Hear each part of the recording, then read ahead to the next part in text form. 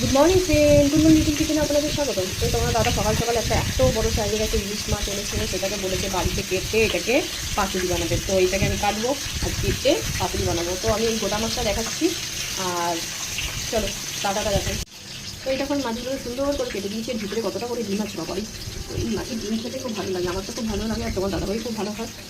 তো এইটা দিয়ে আমি আজকে পাতুরি বানাবো। তো চলো দেখাই। সর্ষে পোস্ত পেস্ট আছে, এর মধ্যে আমি একটু তেল দিয়ে দিচ্ছি,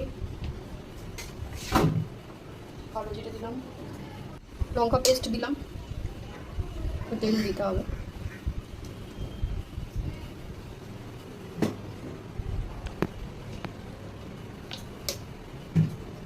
এবার এই ব্যাটারটা যে আমি করে রেখেছি,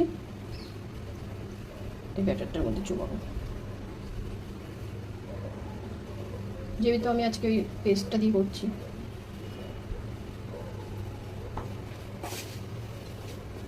সর্ষের তেল,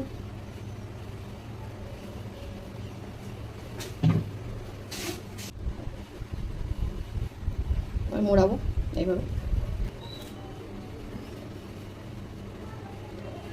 বন্ধ। তেল দিয়ে দিলাম, তেল দিয়ে পাতাগুলো বসিয়ে দিয়েছি।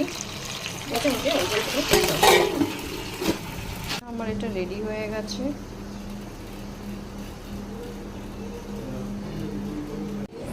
আমাদের ইলিশ মাছের পাতুরি রেডি হয়ে গেছে। তো এবার আমি দেখাই কেমন হয়েছে। ওয়াও, এই নিয়ে আমি সেকেন্ড টাইম করলাম। এত আমার তোমার দাদা ভাইয়ের এত প্রিয়, মানে আমার বরের। এই রেসিপিটা যদি ভালো লেগে থাকে প্লিজ শেয়ার, সাবস্ক্রাইব, কমেন্ট করবে। টাটা।